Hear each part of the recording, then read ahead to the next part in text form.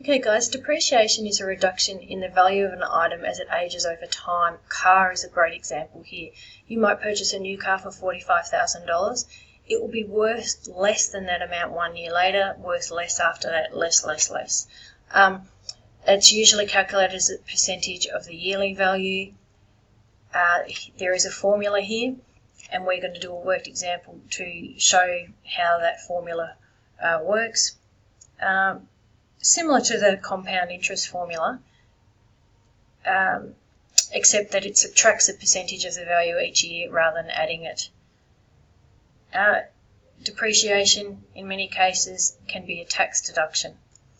So let's look at here at this worked example 10 that's in your textbook. A farmer purchases a tractor for $115,000. The value of the tractor decreases by 12% per annum each year.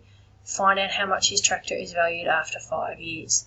So let's put in the formula that we were told. A equals P 1 minus R to the N. So A standing for the depreciated value. P is the principal, so that's how much the farmer paid for the tractor, $115,000. Then we do 1 minus R. R is the rate, it's 12%, so it's a decimal point 12. And then N is the number of years for 5 years. So we've got into our calculator 115,000 times by 1 minus 0.12 is 0.88 to the power of 5.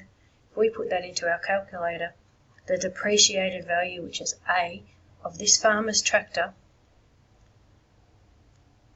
that's how much his tractor will be valued at after 5 years. And again, let's write a sentence that the question started with the sentence, so the value of the tractor after 5 years is 60,689.17. Okay, let's look at this next question. $500,000, a truck driver buys a new prime mover. It depreciates at 15% per annum, and it's considered a write-off when the value of it is less than $100,000. The question's asking how long until this prime mover will be written off.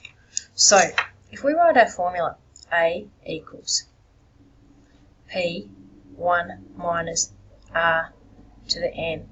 Let's see how much this prime mover will be valued at after 5 years. So A, standing for the depreciated value, 500,000, because that is the principal. 1 minus 0.15, because the rate was 15%, and we want to convert that to a decimal.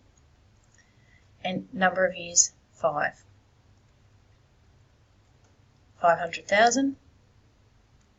1 minus 0.15 is 0.85 to the power of 5 for the 5 years. If we put that into our calculator, this prime mover will still be valued at $221,852.66 after 5 years. So it's not written off yet, because when it falls below 100,000, it's written off. So let's see how much it's valued at after 10 years. So we're going to do everything the same here, except that N's going to be 10. So 500,000, 1 minus 0.15, 0.15 because it's 15%, we change it to a decimal. N is 10. So 500,000, 0.85 to the power of 10. So A, being the depreciated value of this prime mover, is 98,437.20. So it's a write-off. It's a write-off after 10 years, but let's just check. See, it might have been a write-off after 9 years.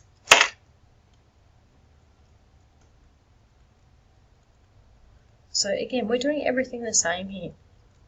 500,000, 1 minus 0.15, 9 years.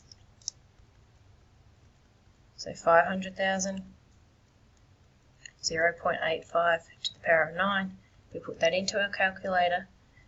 The depreciated value after 9 years is 115,000 something. So it's not a write-off after 9 years because it's still above 100,000. But after 10 years, it is valued at less than 100,000, so it's considered a write-off. So start with a sentence, finish with a sentence.